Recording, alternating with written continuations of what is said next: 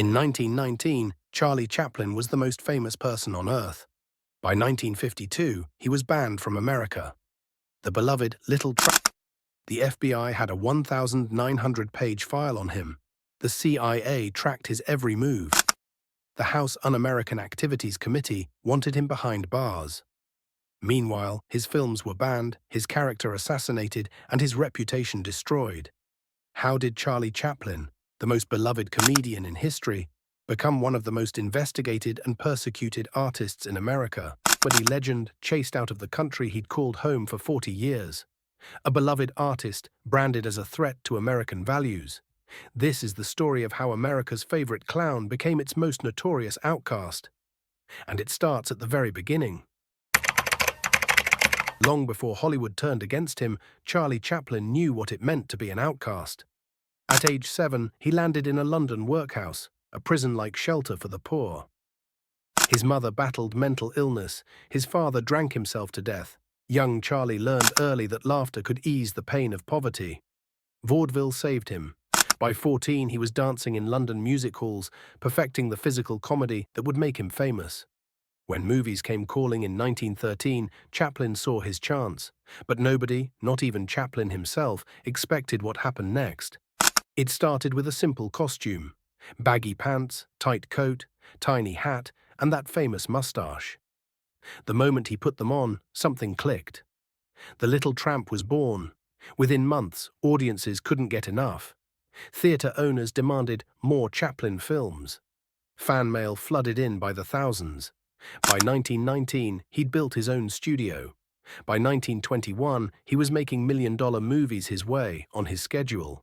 No producer could tell him what to do. No studio could control his vision. He answered to no one. Maybe that's where the trouble started. See, Hollywood ran on rules. Studio heads wanted obedient stars. The press wanted juicy stories. Politicians wanted patriots. Charlie Chaplin refused to give them what they wanted.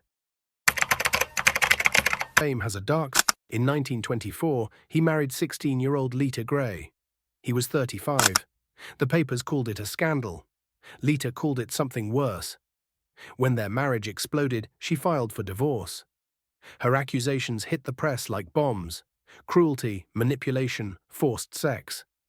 Chaplin's lawyers rushed to silence her, throwing money at the problem until it went away. But the damage was done. Then came Joan Barry in 1942. She was 22. Chaplin was 53. When she claimed he'd fathered her child, the FBI jumped in.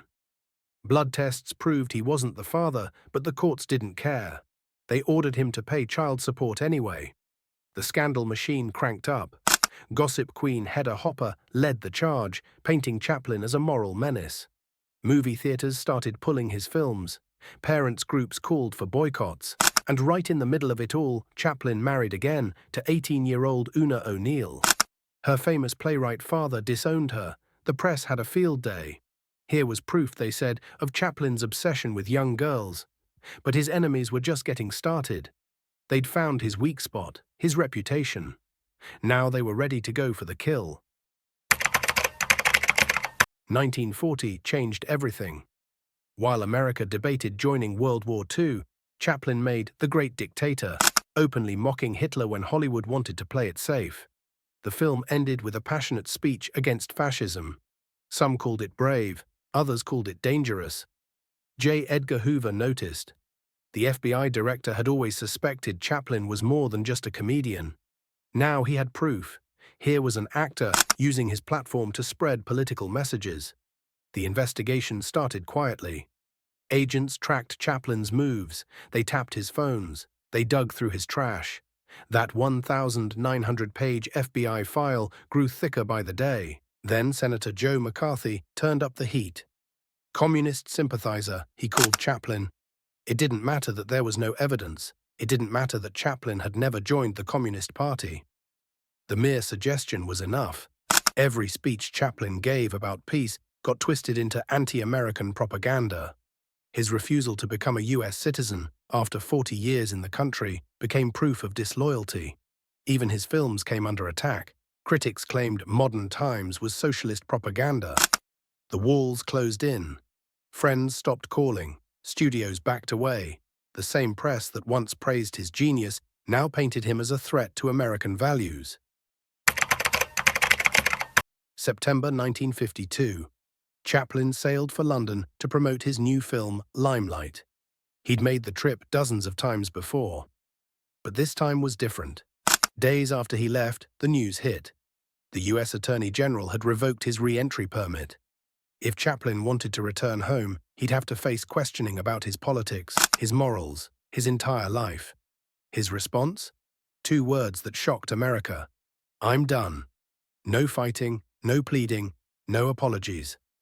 Charlie Chaplin, the man who'd helped build Hollywood, decided he'd rather leave it all behind than grovel for permission to return. He settled in Switzerland in a mansion overlooking Lake Geneva. The Little Tramp had become an exile. His studio sat empty. His films gathered dust on American shelves. Theatre owners who'd once fought over his movies now pretended they'd never heard of him. But here's the twist. Exile didn't break Chaplin. He kept making films, though they never matched his earlier work. He wrote his autobiography. He spent time with his growing family. While America tried to erase him, the rest of the world still celebrated his genius. 20 years passed. Then, in 1972, something extraordinary happened. Hollywood called. The Academy wanted to give him an honorary Oscar. Would he come back to accept it? At 82, Chaplin agreed. On April 10, 1972, he stepped onto American soil for the first time in 20 years. The same country that had branded him a threat now rolled out the red carpet. When he took the stage at the Academy Awards, something remarkable happened. The room erupted. Stars, directors, producers, people who'd stayed silent during his exile, gave him a 12-minute standing ovation, the longest in Oscar history. Chaplin stood there, tears streaming down his face. He managed 3 words: "Thank you, thank you." He died 5 years later in Switzerland on Christmas morning, 1977. The man who'd made the world laugh spent his final years in quiet contentment, far from the country that had once adored him.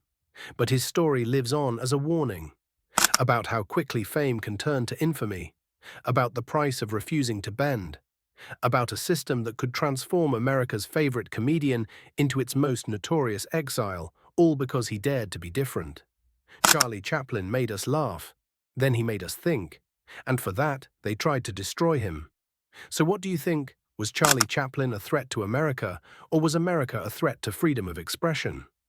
How quickly could today's beloved stars become tomorrow's outcasts?